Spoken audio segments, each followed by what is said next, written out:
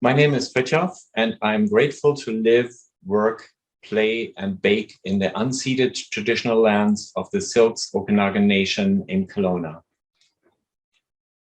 I am not a professional baker. In fact, I used to dislike baking before I started getting into sourdough bread.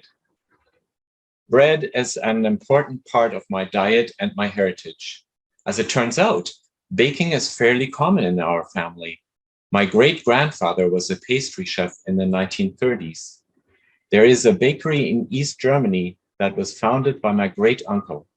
And my brother Ole and his wonderful wife Rahel have a bakery in northern Germany. They bake bread with special flours, and I'm honored to wear this t-shirt with their logo today.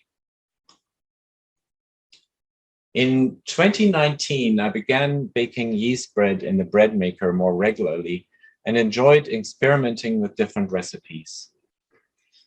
But during the pandemic, at the end of March 2020, the stores ran out of yeast. A friend gave me a piece of her sourdough starter, and I've baked sourdough bread every weekend ever since, except when the temperatures go over 30 degrees in our house. Today, I would like to share with you what I learned. I will share some of my methods, tools, and ingredients. I will briefly talk about the history of sourdough as a leavening agent. We will touch on the chemistry that makes it all work, and there will be time to ask questions in between and after the presentation. Sourdough baking is an ancient trade, and there are many very good bakers worldwide. I focus on the bread we like to eat. I encourage you to experiment and grow beyond what I can show you today. I'm not a professional baker, and I have a lot more to learn.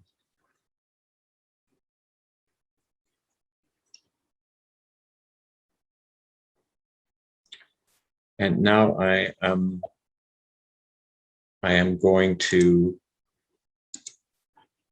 share my screen.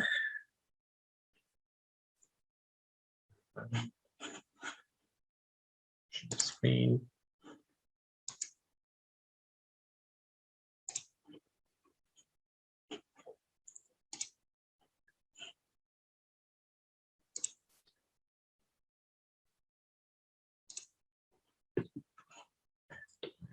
To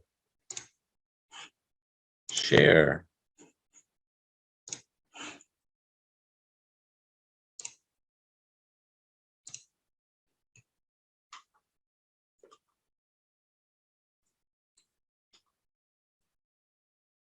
Bread production relied on sourdough for most of human history.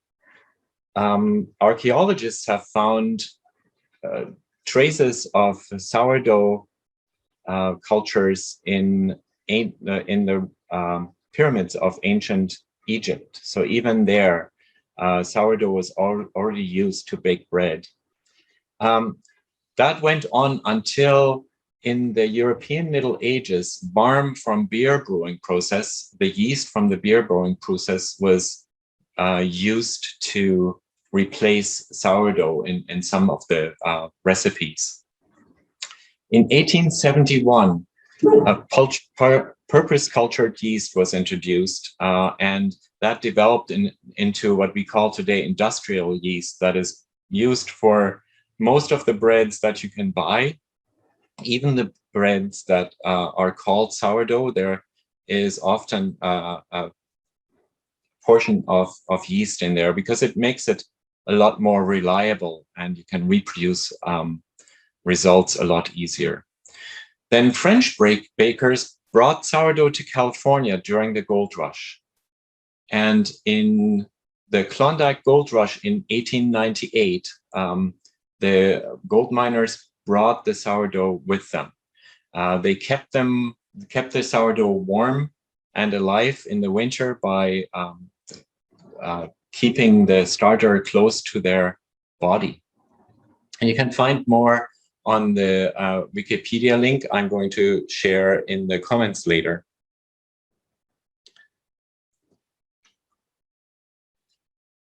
Chemically, sourdough works by using microbes bacteria and wild yeasts. The wild yeast is attached to the wheat grain, and it makes the feeding it more flour and water is feeding those microbes, and they digest the yeast and create the gas that makes bubbles and make the bread rise later on.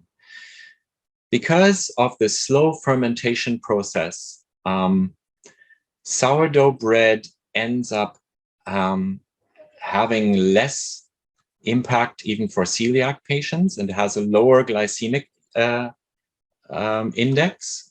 So that's great for diabetics.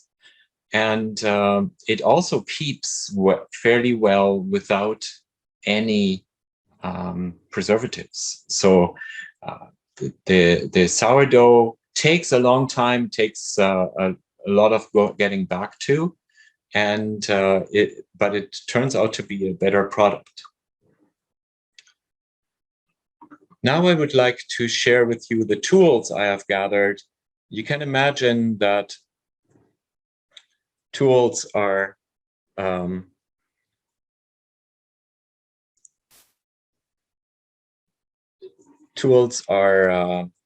major part of sourdough baking. Everybody wants to sell you more tools.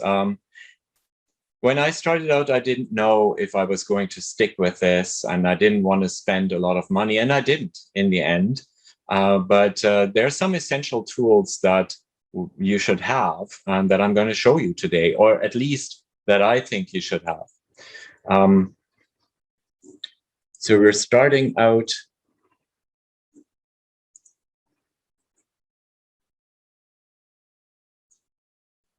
Oh, okay, I cannot minimize this.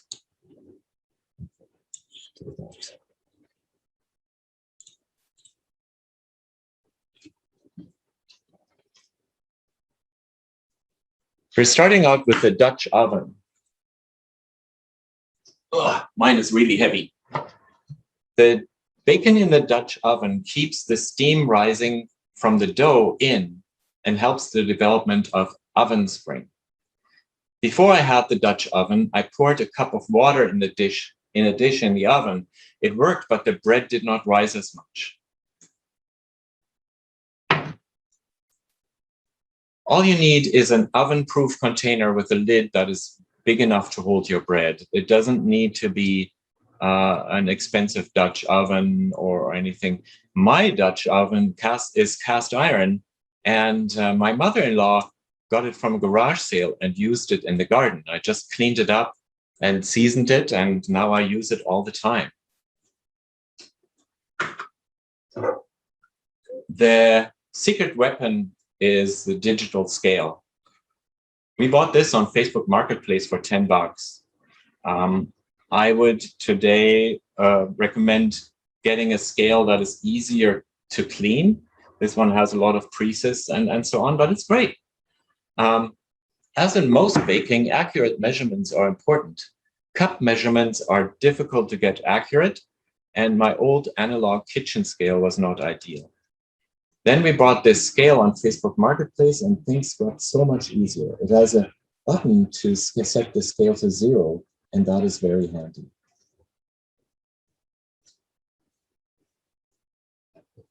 Bowls.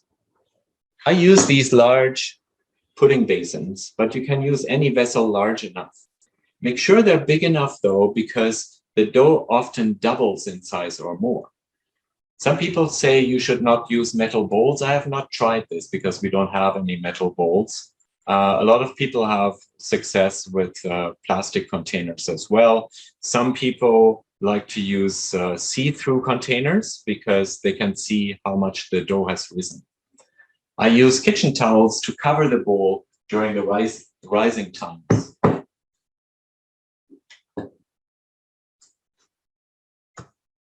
The Banneton is a nice to have, and I'm very grateful I got this as a gift shortly after I started baking.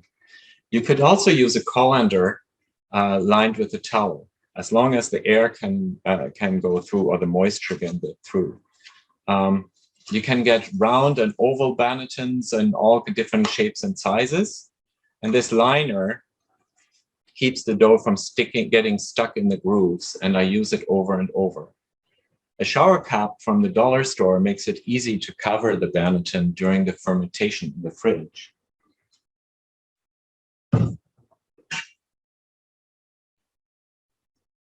This is a Danish dough whisk. Before I got this dough whisk for Christmas, I thought it was a gimmick, quite honestly. It turns out the whisk works much better for stirring together the ingredients than a spoon. You can use a wooden spoon, but the dough can be quite sticky in the beginning. Using a metal serving spoon works in a pinch, but this whisk is better. I use it a lot in cooking and other baking now.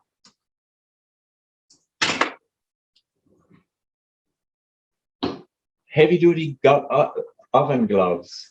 Bread is baked at high temperatures, between 400 and 500 degrees Fahrenheit. Especially handling the hot cast iron lid of the Dutch oven with these gloves, that keeps me safe.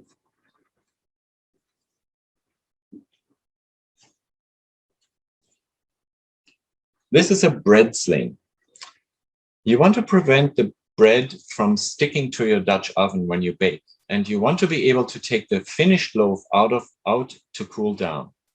In the beginning, I used parchment paper for this. The problem was that it got brittle in the hot oven and you could not really be reused. Sometimes it did. But then I bought a silicone oven mat that can be cut to size and cut this shape. It's as big as my banneton and is as big as the Dutch oven. So you can see the handles that help getting the loaf out. And later on, when I show you how to bake bread, you can see it in action. This is called a bench scraper. It comes in handy to transfer the dough into the banneton, especially for softer loaves. It works great for cutting dough and scones too. And you can also use it to clean up your work surface afterwards.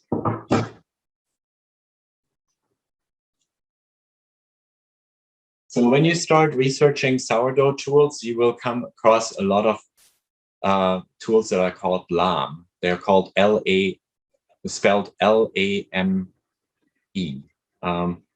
LAMs are used to score the sourdough bread before it goes into the oven. That aids the steam leaving the bread and help the loaf get nice high oven spring. Many bakers make very elaborate and fancy designs that look very pretty on the finished loaves. To score the bread, you need a very sharp blade. I find that holding the safety razor in my hand works for me, although it's a little dangerous because it's really sharp. There are many designs for lamb handles around, and I'm dreaming of making one myself, a really fancy one.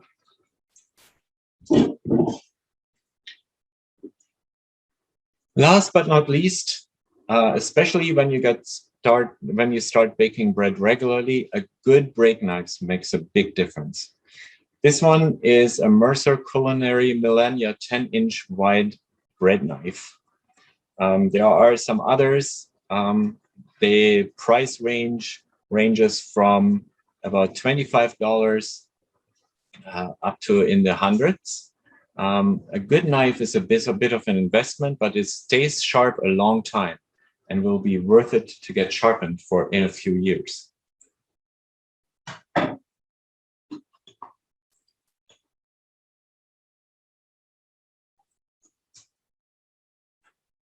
Going back.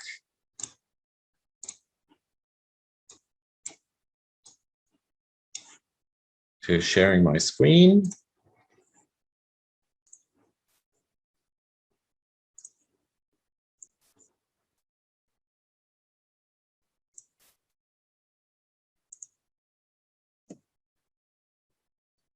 Ingredients. Sourdough bread only needs 3 ingredients: flour, water, and starter. When I started out, I used flour we had in the house. We had a big bag of all-purpose flour that was bleached, and the bleaching process kills a lot of the natural yeast used from the sourdough fermentation. Today, I use mostly whole wheat and white bread flour. Bread flour has a high protein and gluten content. You can add gluten to your flour, but I've discovered that fresh flour from Rogers Mills in Armstrong works great for me. For variety, I use semolina flour or rye flour from Anita's mill in Chilliwack. I also like their 7-grain mix for multigrain breads.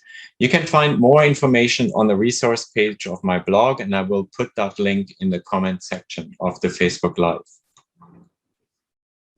Our tap water doesn't include any chlorine.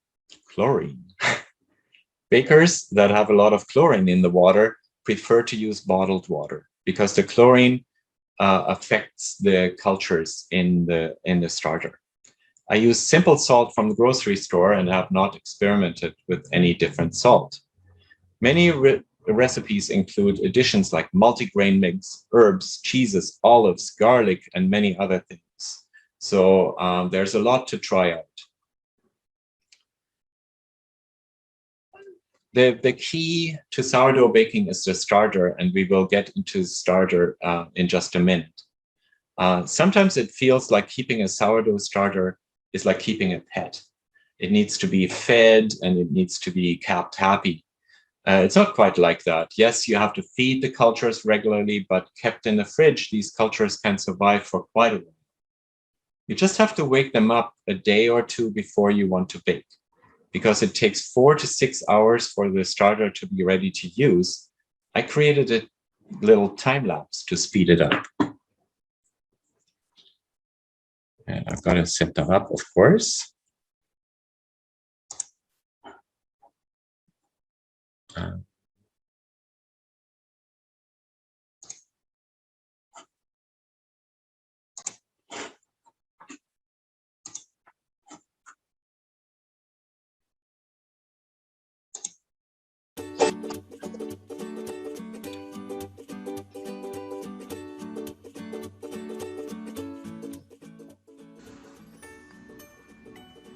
Every sourdough starter is a little bit like an individual character. Everyone acts a little bit different, and temperature and weather play a role. I received my first starter from a friend, but it got less and less active after a few times. Today I know this was probably due to the bleached flour I was using. At the time I thought I had done something wrong. I decided to make my own starter. I still use it today, and many bakers use starters that are many years old. I feed my starter whole wheat flour. Other people use all-purpose or even rye flour. I like to use glass jars from pasta sauce because they are easy to clean. On Thursdays, I take the glass out of the fridge and start feeding it twice a day. I add 50 grams of flour and 50 grams of non-chlorinated water to 50 grams of starter. Over the next 48 hours, the microbes digest the flour and the gases produce the bubbles you see in the video. In the winter, I keep the starter in a room that is about 22 degrees warm. In the summer, like today, it is about 27 and things go faster. If I would keep feeding the starter, I would end up with way too much. So before I feed it, I transfer part of it into a jar in the fridge. We call this unfit starter discard, and I use it for baking many yummy things. After I use the starter in the different loaves of bread on Sunday, I feed the starter again and put it in the fridge. Here the fermentation process continues, but a lot slower.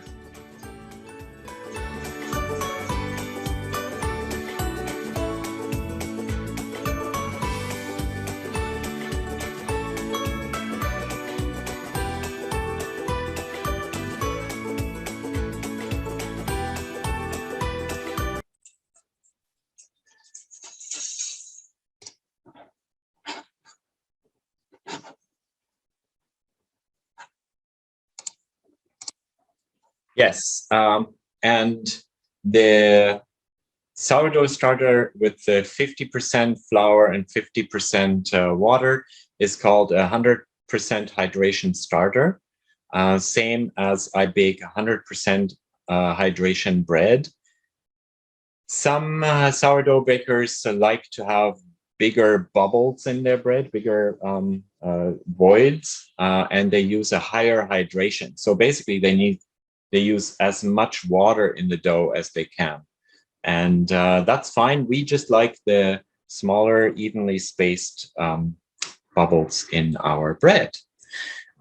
Are there any questions? I don't see any questions. Are there any questions right now? If you have any questions, please unmute yourself and ask before we move on. Any questions about the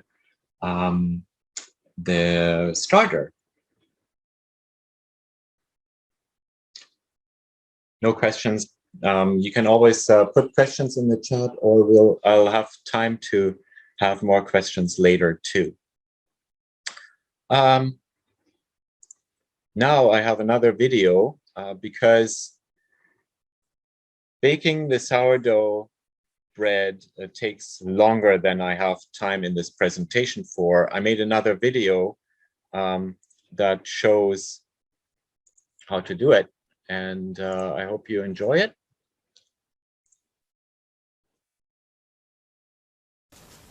Baking sourdough bread is a multi-day process. Usually when I want to bake the bread on Sunday morning, I start on about Thursday to take the starter out of the fridge and feed it. We talked about the starter before.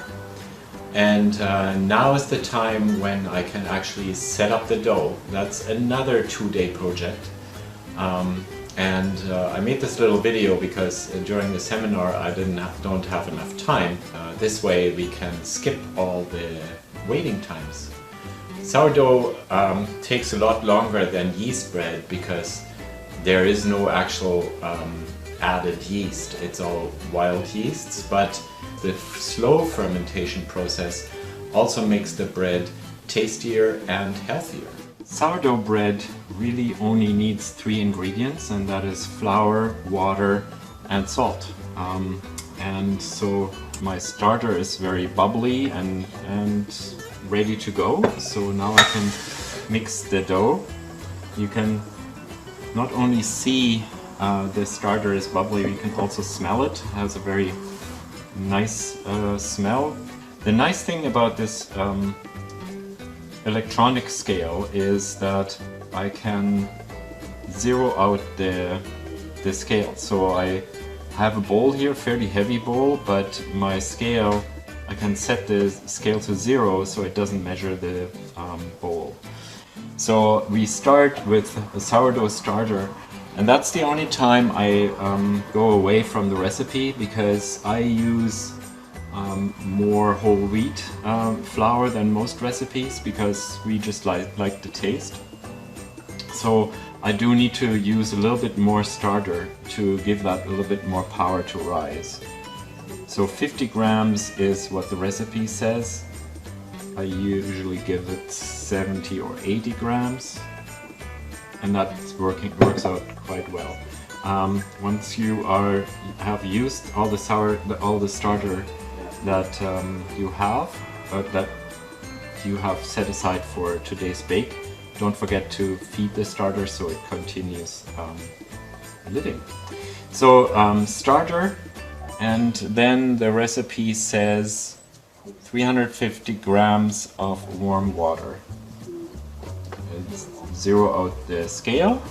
You want the water just warm, not too hot, because you don't want to cook the cultures. 350 grams. At this point I use the whisk to mix up the starter and the water so it is nicely uniform. Just find that it then mixes better with the flour.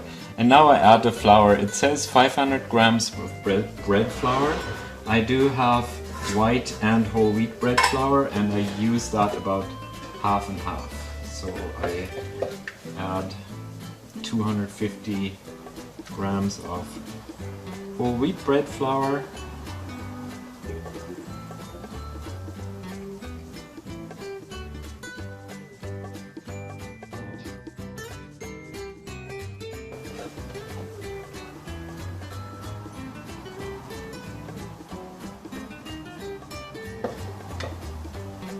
and about 250 grams of white bread flour. Try to stay as accurate as possible with my measurements, and the electronic scale makes that fairly easy. And now I mix everything up. Again, the special whisk makes it much easier. I used to use metal spoons, that works as well. Wooden spoons are difficult because the dough just sticks too much to them. So I just mix this up roughly, and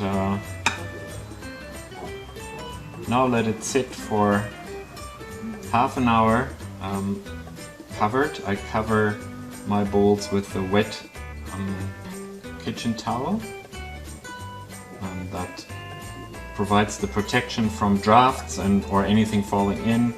It also prevents it from drying out. So I set this away, put this away, and in the meantime I measure out 9 grams of salt. Usually you have about 9 grams of salt for 500 grams of flour. And then we will go to the next step.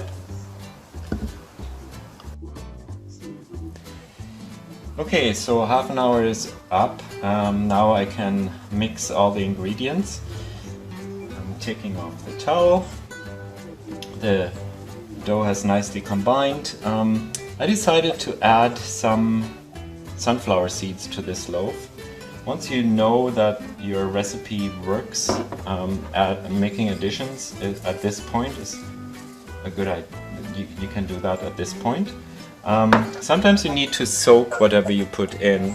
If I have a multigrain loaf, I need to soak the grains in for half an hour in hot water. So now I just combine everything. At this point it does feel a little bit like kneading, although sourdough bread, the way I bake it, has surprisingly little kneading is involved. So I just combine everything so that the salt is equally distributed over the dough.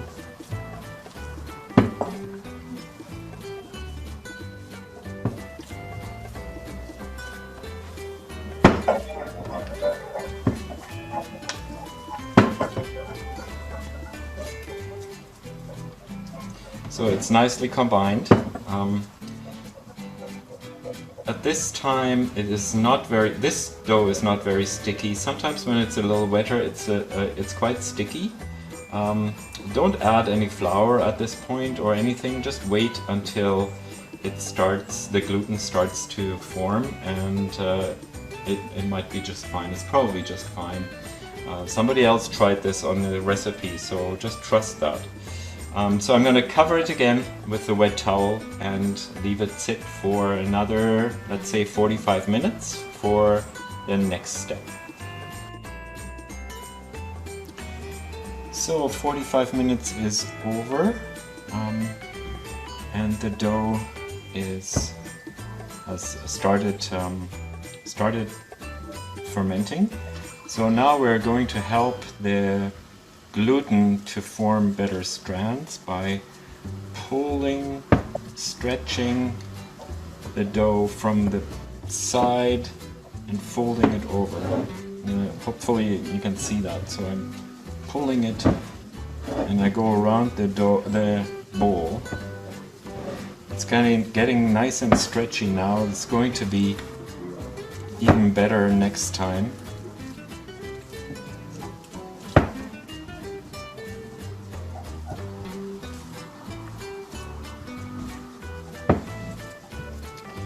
So it's a nice ball now. It will continue rising and fermenting. And I will repeat this twice. If your recipe says that you don't have to do that, or only once, I recommend you do it anyway. I have never had any dough that has turned out worse with the stretch and pull. So that is really as close as you get to kneading the dough. Just stretching it and folding it over.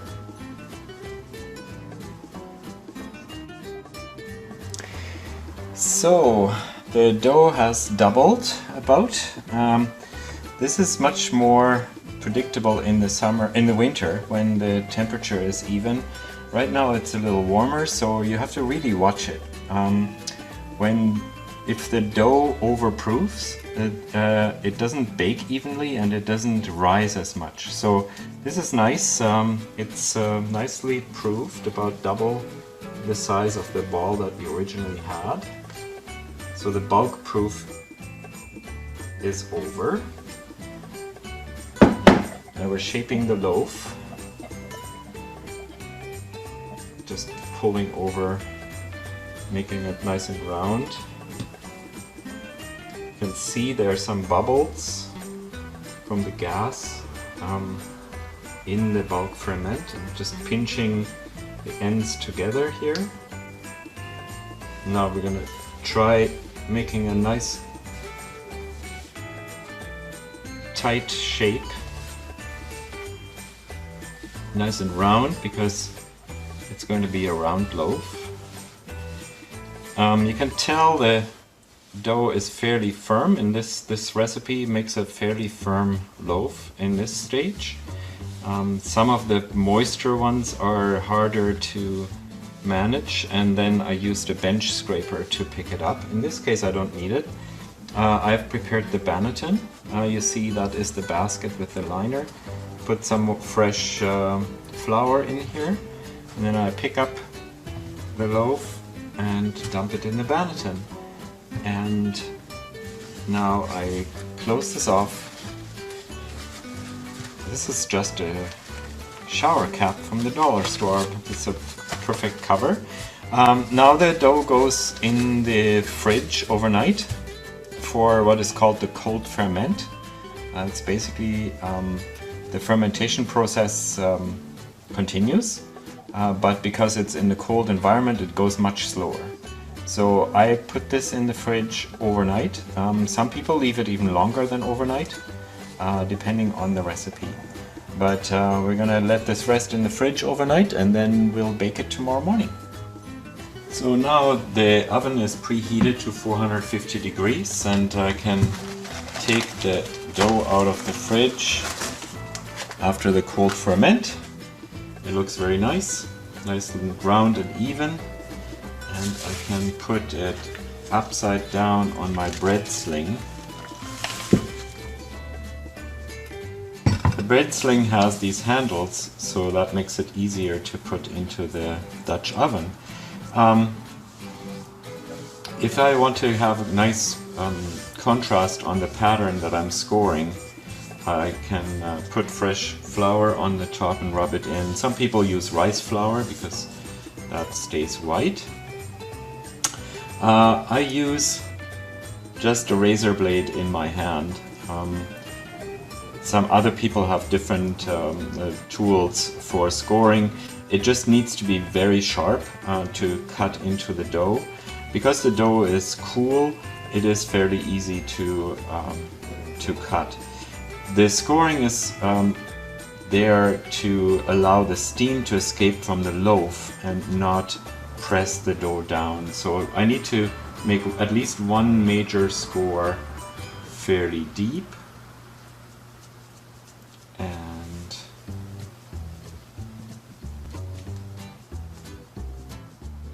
using the safety razor is a really good way to do that. I realized that my arm is always in front of the camera. An O and a C. You can also make smaller cuts. They are more decorative than anything else. But some people make really elaborate scoring patterns, which are great. But today we are not going to do that. Now we are ready to put the bread into the Dutch oven and bake it. So the oven is hot, it's at 450 degrees, and I preheated the Dutch oven with it. So everything is really hot, so my trusty neoprene gloves come in really handy. And so does the bread sling. You can see that I can just drop the bread into the Dutch oven with the handles. Close it. Close the lid so the steam can stay in. Okay Google, set a timer for 20 minutes. Now I'm going to bake the bread with 20 minutes with the lid on, 20 minutes with the lid off, and then it's done because we have a convection oven. And if you have a conventional oven, you might have to add another 10 minutes without the Dutch oven to get nice and crisp crust. Okay Google, stop the timer.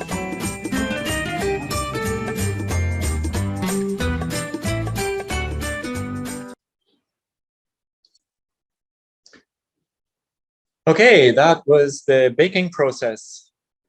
The bread is baked. Actually, this bread, I thought last night that was too bad that I already packed it into the, put it into the freezer. I could have shown you, but you saw the pictures, and you probably saw some of the pictures of my baking before.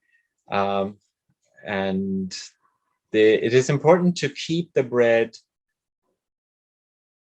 on the counter cooling down for at least another 2 hours. The baking process does continue while the bread is cooling down before you cut it up. That might be sometimes the hardest thing of this whole sourdough baking because the whole house smells like fresh bread and it's hard not to cut into the fresh loaf.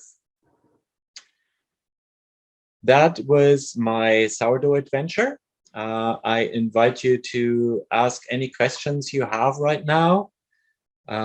Just unmute your microphone or put them in the chat, and I'll be happy to answer them.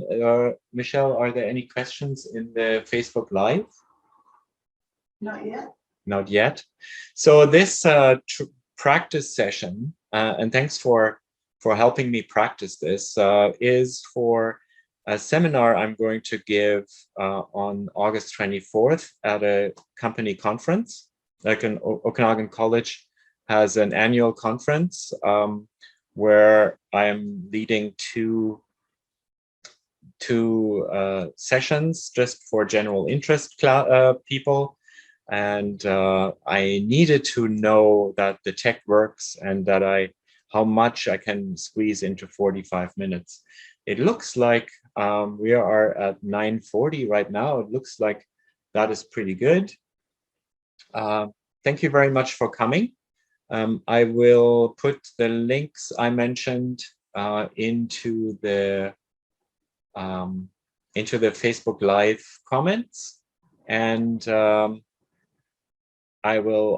this video will also stay up as a video in the Facebook Live. It's also recorded on Zoom, but I might not publish it until I have the real video from the real seminar. Thank you very much. Let me know if you want starter. I'm happy to share. Let me know if you have any questions. You can always reach me. This Facebook Live was set up only to the to friends, so you all have my contacts. You can send me a message or reach me any other way. Thank you very much and have a great rest of your week.